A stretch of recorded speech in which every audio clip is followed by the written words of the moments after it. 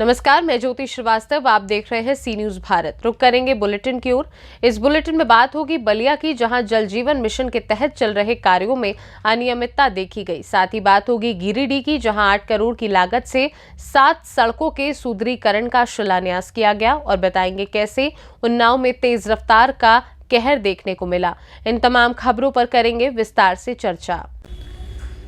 खबर बलिया से है, जहां जल जीवन मिशन के तहत चल रहे कार्यों में अनियमितता को लेकर पीडब्ल्यूडी गंभीर नजर आ रहा है। मामला जल जीवन मिशन के तहत बिछाई जा रही पाइपलाइनों के लिए सड़क की खुदाई से संबंधित है। पाइपलाइन बिछाने के लिए सड़कों की बेतरतीब खुदाई से लोगों को भारी मुश्किलों का सामना करना पड़ रहा है। साथ ही सड़कें बुरी तरह क्षतिग्रस्त हो रही हैं। इसी कार्य में लगी कार्यदायी संस्था कार्य के मानकों को लेकर लापरवाह बनी हुई है। बगैर मानकों के जेसीबी के जरिए सड़कों की खुदाई से सड़कें बुरी तरह क्षतिग्रस्त हो रही हैं और लोगों को आवागमन में भारी मुसीबत उठानी पड़ रही है। इससे मुद्दे को लेकर पीडब्ल्यूडी गंभीर है और इस मामले को लेकर डीएम को पत्र लिखा है, जिसके बाद डीएम ने इस मसले को लेकर मीटिंग की और कार्यदायी संस्था को मानक के अनुरूप काम करने के निर्देश दिए हैं। साथ ही कार्य में सड़कों की कम से कम क्षति होने की भी हिदायत दी है। अपना पहले परिचय दे दें।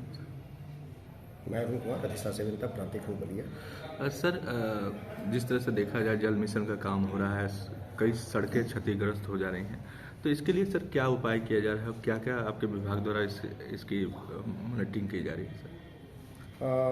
मैं जब भी दौरे पे होता हूं तो जो एजेंसी सड़क को के किनारे पाइप डालने के लिए ट्रेंच खोद रही है, वो कोई नियम का पालन नहीं कर रहा है। एक्चुअली दिक्कत ये आती है कि उनके जो टेक्निकल स्टाफ कोई वहाँ नहीं होते हैं, वो सिंपली एक जेसीबी या ट्रैक्टर के द्वारा जो खुदाई करते हैं उसको दे देते हैं, वो खुदता रहता है। इसमें सबसे बड़ी दिक्कत ये आ रही है कि उनको जो सेंट्रलाइज एनओसी दी गई है, उसका मतलब ये होता है कि पीडब्ल्यूडी के नॉर्म्स के अनुरूप आपको खोदना है। नॉर्म्स ये कहता है कि कम से कम पेंटेड किनारे से 1 मीटर दूर उनको कम से कम खोदना चाहिए, जो वो पालन नहीं कर रहे हैं। इस क्रम में जिलाधिकारी महोदय, मुख्य विकास अधिकारी महोदय को अवगत कराया गया, तो उन्होंने एक इसके लिए मीटिंग रखने के लिए कहा था, जो कल दिनांक 13/2/24 को संपन्न हुआ, जिसमें समस्त मार्ग निर्माण के संस्था, जल निगम के अधिशासी अभियंता, निर्माण खंड के अधिशासी अभियंता,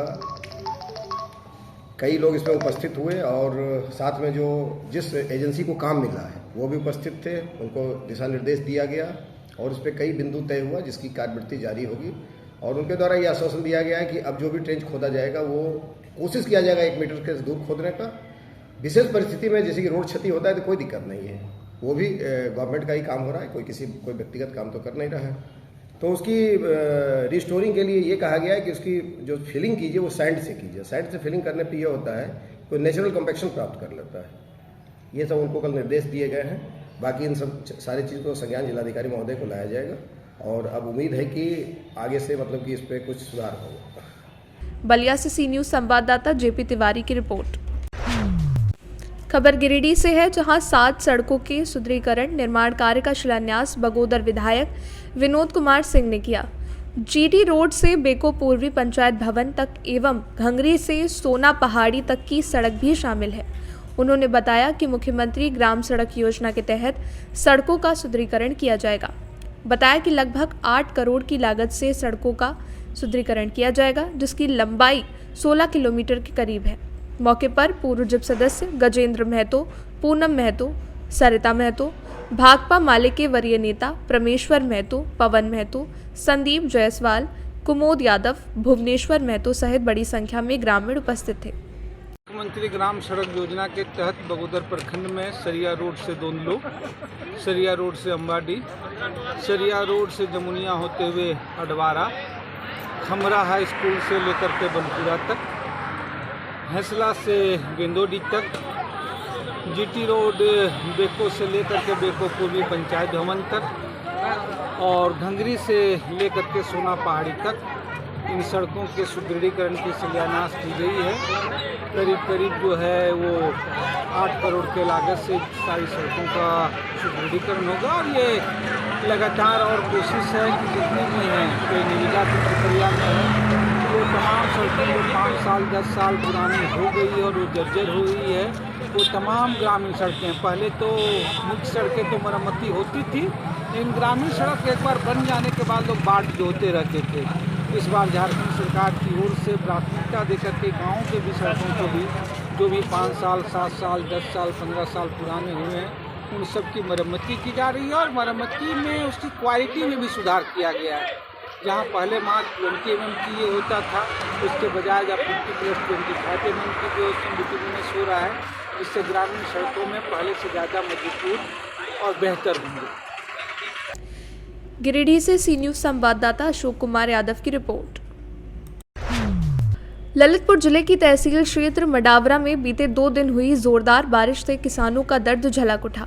मडावरा तहसील क्षेत्र के कई गांव में 2 दिन हुई बारिश से खेतों में कटी और कटने को तैयार खड़ी फसल के खेत पानी से भर गए, जिससे उसमें रखी और खड़ी फसल में काफी नुकसान हुआ है। बता दें कि बीते महीने में लगातार कोहरे से फसलों को काफी नुकसान हो चुका था। उसके बाद इस बेमौसम बरसात ने किसानों की परेशानी और बढ़ा दी है। तहसील क्षेत्र के किसानों के कहे मुताबिक हर वर्ष नुकसान हो जाता है, लेकिन राजस्व कर्मचारियों द्वारा गलत रिपोर्ट लगाकर किसानों के साथ छल किया जाता है, जिस कारण उनको फसल नुकसान का ना तो उचित बीमा मिलता है, जबकि उनसे केसीसी खातों से साल में 2 बार प्रीमियम काटा जाता है। ललितपुर से सी न्यूज़ संवाददाता राकेश कुमार वैद्य की रिपोर्ट। पाकुड़ नगर के रुद्रनगर में आयोजित 7 दिवसीय श्री श्री 1008 महारुद्र यज्ञ पूर्णाहुति गुरुवार शाम अग्नि में पूर्णाहुति के साथ समापन हुआ। यज्ञ वेदी के परिक्रमा को लेकर यज्ञ मंडप श्रद्धालुओं की भीड़ उमड़ पड़ी। भक्तों ने यज्ञ का परिक्रमा पर ईश्वर से अपने घर परिवार की सुख शांति की कामना की। महायज्ञ को लेकर हरिनाम संकीर्तन का भी आयोजन किया गया। इस दौरान रोजाना महाप्रसाद का भी वितरण लगातार होता रहा। आयोजकों ने कहा कि यज्ञ अनुष्ठान का मुख्य उद्देश्य भगवान में समस्त संसार का कल्याण और आपदाओं से रक्षा करने की कामना करना है। लोगों की सुख समृद्धि, स्वास्थ्य और शांति की भी कामना की गई। मुख्य पुरोहित आचार्य संतोष तिवारी, शिबू पंडित और धर्मेंद्र आयोजन को सफल बनाने में समिति के अध्यक्ष मुकेश सिंह, आदित्य तिवारी, अभिनंदन, फूचा मंडल, राजा भगत, महेश यादव, कुलेश घोष, बंटी भगत और अन्य कार्यकर्ताओं ने अपनी अहम भूमिका निभाई। पाकुड़ से सी न्यूज़ संवाददाता पंकज भगत की रिपोर्ट। खबर उन्नाव से है। यहाँ रफ्तार का कहर देखने को मिला है। तेज रफ्तार ट्रैक्टर ने दूसरी तरफ से आ रही बाइक में साइड से टक्कर मार दी, जिससे बाइक में सवार एक व्यक्ति की मौत हो गई। वहीं एक युवक घायल हो गया। हादसे का लाइव सीसीटीवी वीडियो सामने आया है, जिसमें पूरी घटना कैद हुई। फिलहाल पुलिस ने शव को पोस्टमार्टम के लिए भेजा है और सीसीटीवी फुटेज के आधार पर ट्रैक्टर की तलाश की जा रही है। आपको बता दें कि गंगा घाट कोतवाली क्षेत्र के ग्राम शंकरपुर सराय से एक दर्दनाक हादसे का वीडियो सामने आया है। सीसीटीवी कैमरे के वीडियो में ये देखा जा सकता है कि एक बाइक में 2 लोग बैठकर कहीं जा रहे हैं, तभी दूसरी दिशा से आ रहे ट्रैक्टर ने साइड से बाइक में टक्कर मार दी, जिसके बाद बाइक में सवार एक युवक टायर के नीचे आ गया। दर्दनाक हादसे के सीसीटीवी फुटेज में ये देखा जा रहा है कि मौके से ट्रैक्टर चालक फरार हो गया है।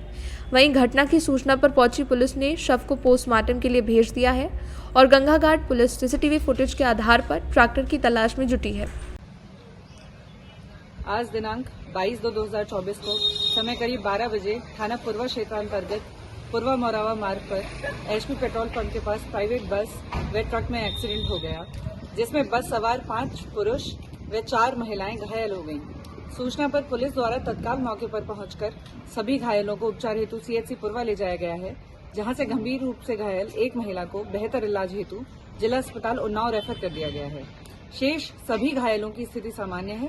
क्षतिग्रस्त वाहनों को रोड से किनारे करा दिया गया है। यातायात सुचारू रूप से चल रहा है। उन्नाव से सी न्यूज़ संवाददाता अजय कुमार की रिपोर्ट। फिलहाल के लिए बुलेटिन में बस इतना ही। देश दुनिया की बाकी खबरों को जानने के लिए आप देखते रहिए सी न्यूज़ भारत।